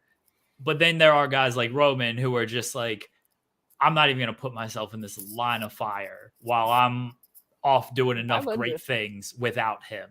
So if they want to go make their money on Raw, they want to serve you McDonald's. What's the saying? You can get your McDonald's over there. You want your filet mignon over here. I think Roman's going to stick with his course that he's laid out, whatever scripted MLB innings he has. But the people who want to work with Punk and who see Punk as someone who can boost them and draw money with them, like I think Seth does smartly, by the way. I ain't saying Seth is wrong about this. And I think they're going to end up making good money with that. But I do hope that Punk wins and beats Roman. Or actually, I want Roman to beat Punk. I think that's much funnier if Roman wins. But regardless, I don't want Cody. I don't want Cody in the main event, so I control Jensen. I literally was just gonna say, like, all of my Punk being back in WWE feelings right now, because I don't really have any right now, are like, what's the funniest way to stooge Jensen? Like, what is and CM Punk beating Roman Reigns while Cody loses to Gunther. Here's the worst. The worst they could do. I'm sorry, Steven Jensen, for putting this in the universe. He's not watching. It's fine. I know. This could be the end of the spotlight. We would do one last show so Jensen could do his rant, and then he would never watch wrestling again. He's kind of admitted this, by the way. Yes. Night 1, Cody beats Roman. Cody beats Roman to win the title, right? Punk beats Seth to win that title. Night 2, unification match. Punk beats Cody. That would destroy Steven Jensen. And then out comes Brock Lesnar, who says, I beat you once, CM Punk. No. Steven Jensen is going to be tortured for like at least 8 months by a CM Punk title reign. He's not gonna watch. I asked them because when we talked about CM Punk coming back, it's like, what if? Because I did troll. I was like, what if CM Punk just beats Cody? If CM Punk ever beats Cody, I'm pretty sure Jensen's just like out on wrestling, like any wrestling. He's just done, absolutely done. If you want Jensen's thoughts on the CM Punk return, he did give them on the Weekender. I have not listened yet, but he absolutely did put it in his headline for the Weekender podcast on FightfulSelect.com. That's $5 in the business. Will Chisholm saying, you mean to tell me Michael Cole holding Seth back is a work? No. First of all, you put some respect on Michael Cole's name. He's got that undefeated record. He's a veteran of foreign war correspondence. The man deserves your respect. He's also jacked to the gills. Climbed a mountain with JBL one time. Y'all sleeping on Michael Cole. He was gonna beat Top Dollar. He was gonna do it. That I actually do believe so. Top Dollar said so much. Yeah. They had a whole thing, the whole pitch planned. Top Dollar was cool with losing. He knows Michael Cole is legit like that. You don't want to fuck with Michael Cole. That man's seen and heard and been through some shit. Man has seen it all. I know that's right. Yeah, he was all part of the 2019 having to call wrestling. he's had Vince McMahon in his ear. He knows what that's like. You ever have a senile old man yell at you? You got everything but the spit for 3 hours. For 5 hours, because he would do SmackDown too for a while. Ugh. So when CM Punk beats Cody Rhodes for the unification match, and then Braun Breaker comes up to answer an open challenge and CM Punk wins that, what happens after that? Does he beat Carmelo Hayes? Do you think Punk, like 3 months from now, I'll give him 3 months. 3 months from now, he's doing his media tour, heading into WrestleMania and everything, and they're asked like, what's it like working with the young guys here at NXT? And then he tries to remember like who is actually young in WWE. And then he's like, fucking Dominic Mysterio never asked me for any advice. What has Dominic Mysterio ever accomplished? What's this empty-headed dumb fuck ever done in wrestling? He's out here saying he doesn't take advice from people. You got me here. You have Rey Mysterio here. He doesn't take advice from any of these people. You think he just shoots on that? That's the only like young person I can think of who's on the main roster. Am I missing somebody? Dragon Lee. I mean, Dragon Lee is a young fella. Somebody in the Slack chat said, I know this phrase gets overused, but CM Punk has a chance to do the funniest thing ever at this press conference. Like yesterday, like if he came out bloody and just started shooting. I was so mad he was not there. I mean, of course. So mad. But if he came out and was just like, these guys couldn't manage a target after being there for 3 hours, I would have fallen down. He shows up with the spin drift and the muffins, and he just, oh my God. So this is actually bleeding for no reason. Like he didn't even bladed. He comes out and he's still doing this. Open. Yeah. Open. After unifying the belts, he gets injured. Oh no! After Cody unifies the belts, he gets injured. No, it's a Punk thing to get injured. No, Cody loses. Cody can't win. Yeah, I mean, Cody gets injured or fake injured constantly. That's his entire character. So this is kind of the point that I was going to make, and this is with what Jeremy's talking about. You know, Punk saying, "Oh, Dominic said this thing, and he never took my advice." A lot of this got exacerbated by what talent from AEW were saying in outside of AEW appearances. Whereas like with WWE talent, that shit, again, I'm going back to like the differences in the machine. That shit's locked down. They're not doing random, wrestling convention X society. It's so adorable that you think CM Punk can't create drama. Yes. I'm not saying he can't. Believe me, I am not saying he cannot fabricate the drama out of something, but the opportunities in which to fabricate them are less public is what I'm trying to say. Sure, there was nothing wrong with that Adam Page interview, and he just completely made There was nothing wrong with it, but he had something public to go on, and enough people talked about it that it just became a stupid thing that everyone, including us, had to talk about because it was in the news. I think, like a lot of trolls on the internet, CM Punk decides he hates someone, and then he finds a reason after. Like, I feel like that happens with Sean all the time. Sean could publish anything, and people are like, no, he's lying and wrong, and I hate that guy. And it's weird. And I think it feels like Punk does the same thing. Feels like he will manufacture reasons to be mad. Which, God bless him for having the energy for. I'm too tired to do that. I save it all for my bits. We're heading, I think, down some sort of home stretch. So get in your super chats and get your jokes off like we are, and get your comments in. Because thanks for hanging out, Jeremy. I'm just stuck in this hotel room with nothing better to do. So I know, but I would have been stuck with this guy who takes out his that's pile really on a whim. Yeah. Listen, you're gonna see that child soon enough, and then you're gonna hit him with a fridge door by accident. I know, Jeremy. You want to come to Impact in Toronto? Is CM Punk gonna be there? Not anymore. Probably, yeah. Well, see, at least Kate's trying to sell me on going. It's like, okay, there's a chance he's showing up. All right. Yeah, well, he's going to be Bully Ray's new tag team partner. Team Bully Ray, CM3D. CM3D versus Zack Sabre Jr. and Josh Alexander. It's going to be quick. In a little dinky arena in Toronto, owned by. Is it Zack Sabre Jr.? Is it Zack Sabre Jr. or is it Will Ospreay? Both. Okay. At the same time. The great British technical wrestler who's going to make AEW more structured with his wrestling matches. I just want to make sure we got the right guy. Grit. Yeah. Okay. Yeah. Exactly. Yeah. Right. Kyle Lou Fletcher. Zack Ospreay. Yeah.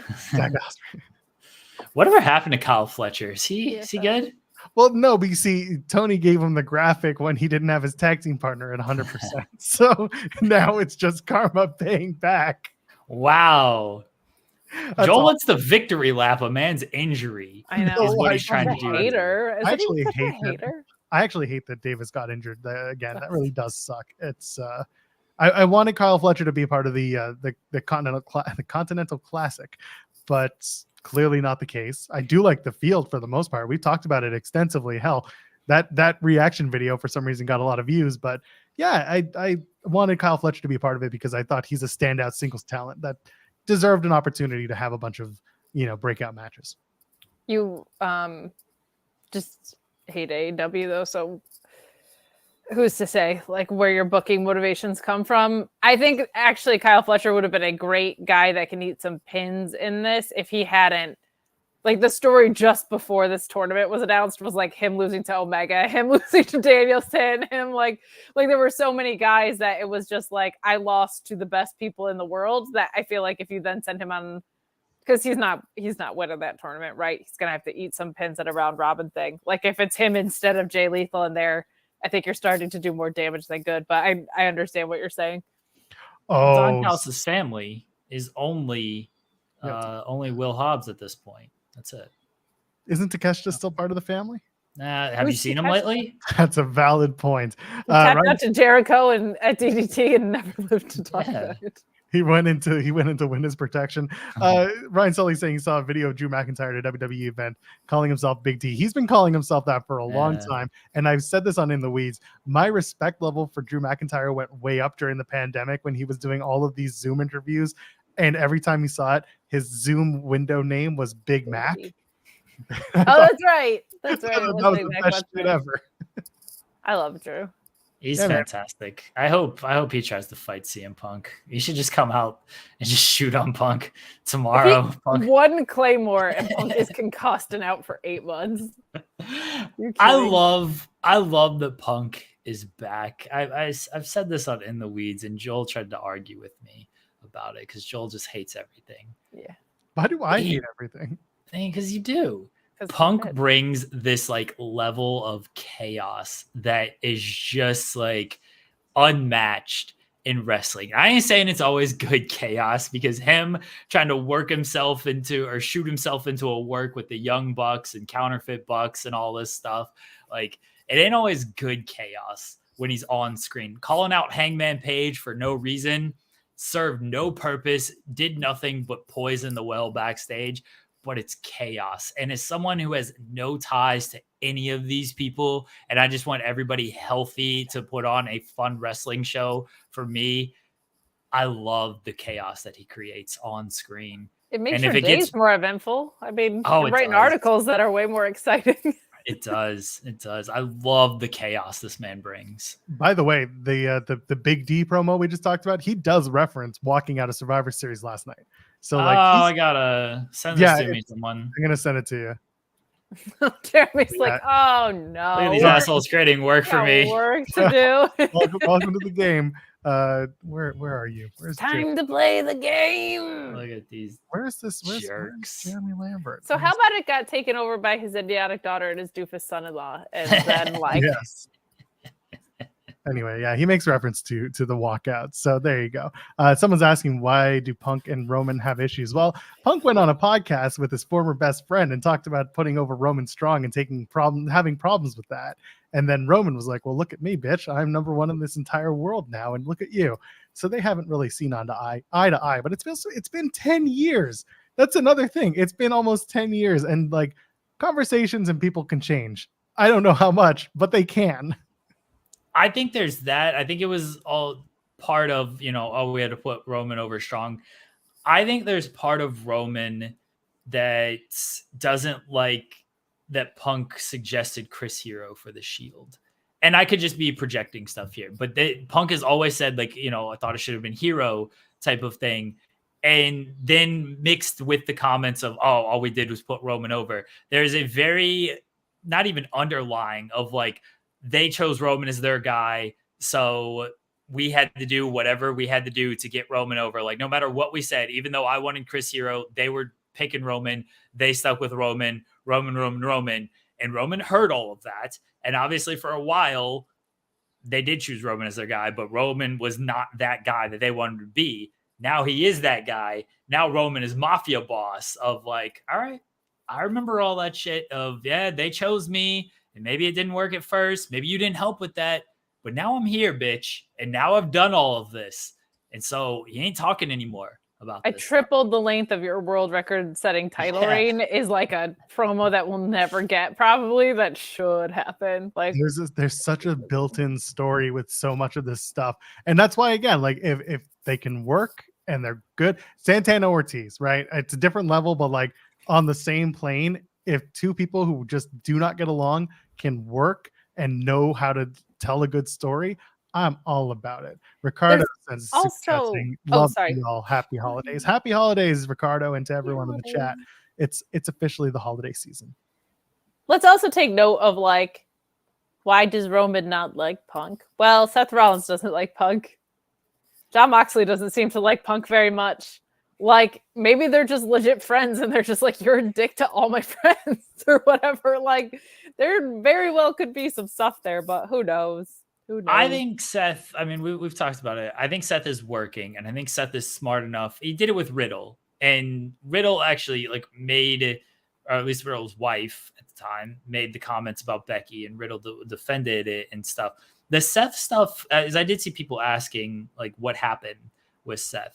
It's a little weird in that it started because Seth was trying to shoot himself into a work, at least from what I recall of Punk was on backstage and then Seth did the call out of like CM Punk fight me. Like even said it on Raw. He's like, where's CM Punk? Like he's on backstage and he sent the tweet and Punk was very dismissive of that.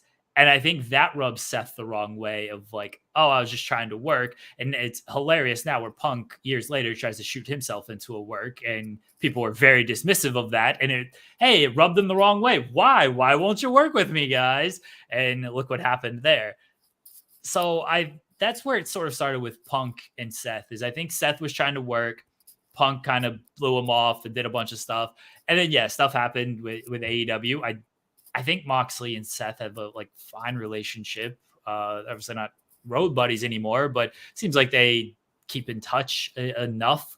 So, and then there's just the stories about Punk are what they are, right? Like we don't, there's the stuff we know. And then there's stuff that who knows what else is out there. But the stories about Punk are what they are. We've seen what's gone down with that, and I'm sure that just rubs Seth the wrong way a little bit. But I also think that Seth realizes, like, we can make money, as long as we keep it professional in the ring.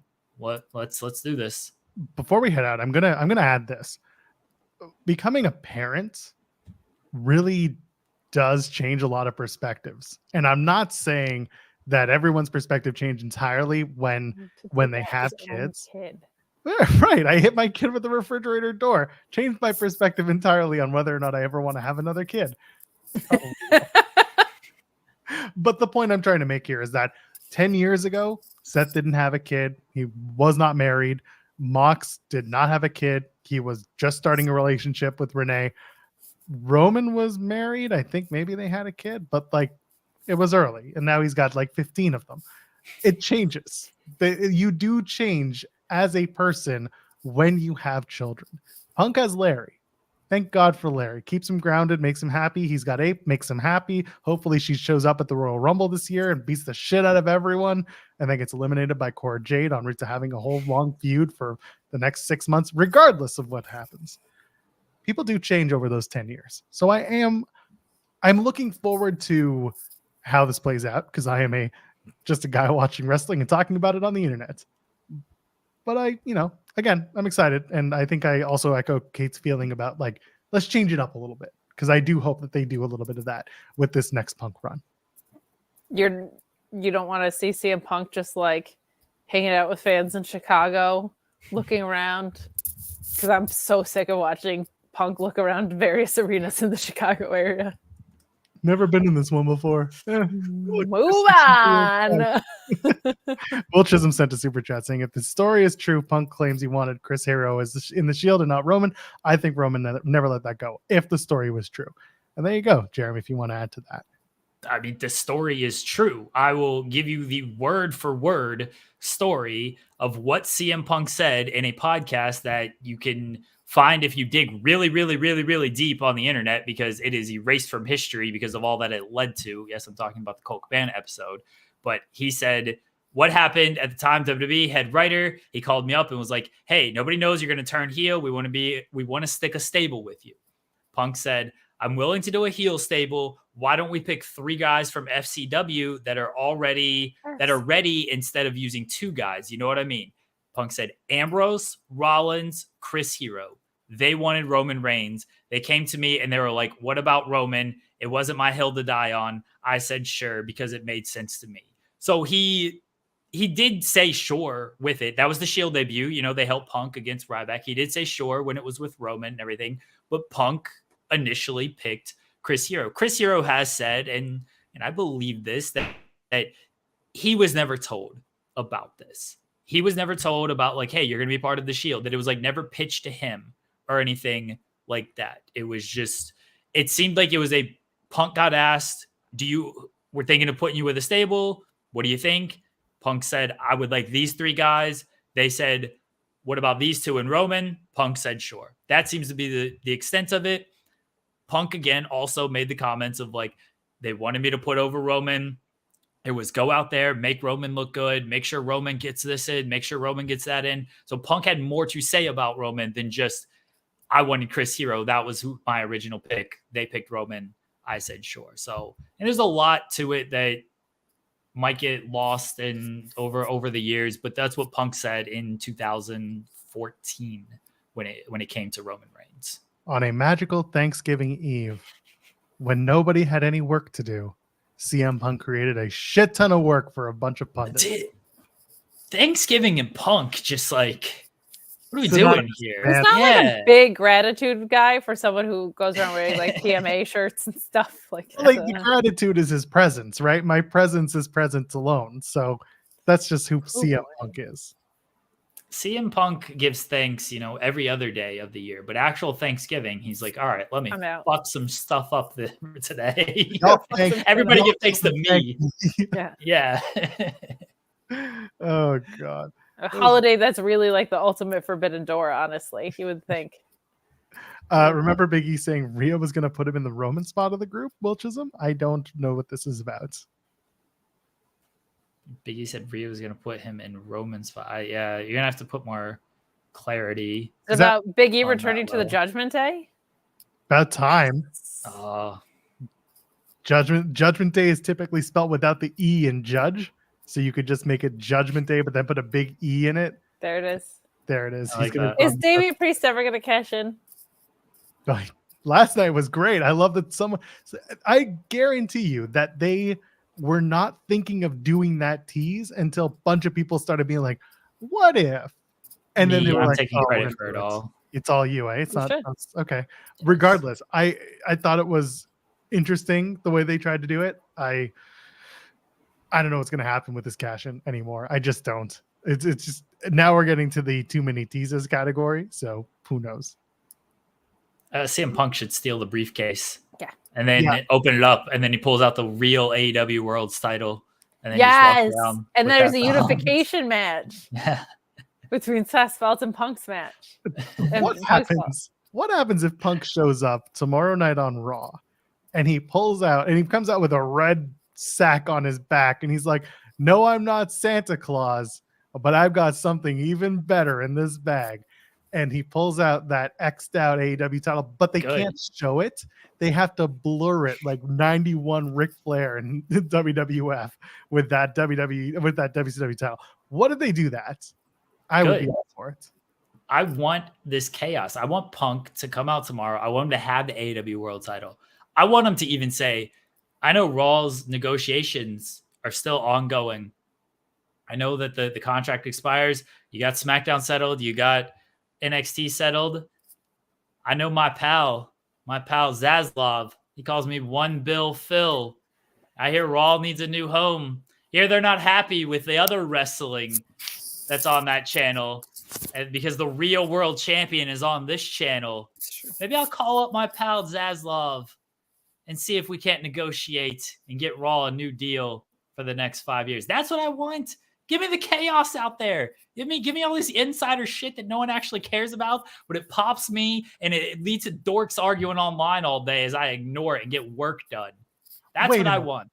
Wasn't it? What was the story? It was The Rock when they were filming Fighting with My Family called CM Punk at the Staples Center when they were filming. They got to do that shit again. It's got to be Punk being like, "You guys want me to call The Rock right now and see if he can beat Roman Reigns?" Yeah. Do that. Oh my God. We got to run that shit back in the worst. I want that too. I want him calling Zaslav on air. Call TK on the air. Call Dwayne on air. Calling TK. Tony Khan on air. Could you imagine if he called TK on air? Tony Khan promotes it. He's like, "We've got a great phone call with CM Punk coming up next on Dynamite. I'm in." He would find a way to make that a Dynamite segment. He would. I've licensed the footage. He'd have a huge announcement, and it would be like, "I talked to CM Punk." Would it be a huge announcement or a very important announcement, an important announcement, or we'll hear from Tony Khan? Yeah. A huge, mega important announcement from Tony Khan. Shit, that's a level 7. That's a big deal. Oh, man. Anyway, the show completely devolved into this. I'm going to address this as the guy who literally complains about doing more work. Me complaining about work is a work, everybody. It's true. It's a shoot, it's but about it's a work. drive. It's about power. Jeremy works harder than anybody. Enormous announcement. Oh, that's a... What if... monstrosity of an announcement, I tell you. A monstrosity, I say. That's the Tony Storm announcement. What if they do the enormous announcement and they sign the spot? We don't have a sponsorship with these people, but they sign the sponsorship with Blue Chew. And it's like, if you want to have an enormous announcement in the bedroom, BlueChew.com. Use the code Fightful. I think it's really cool they would use our code and not their own. That rule. They're bad at sponsorships if that's what they're doing, but I'm here for that all day. Listen, it's a $25 deal. They can do whatever they want. Just pay shipping. Just pay shipping. Tell me when I'm telling lies.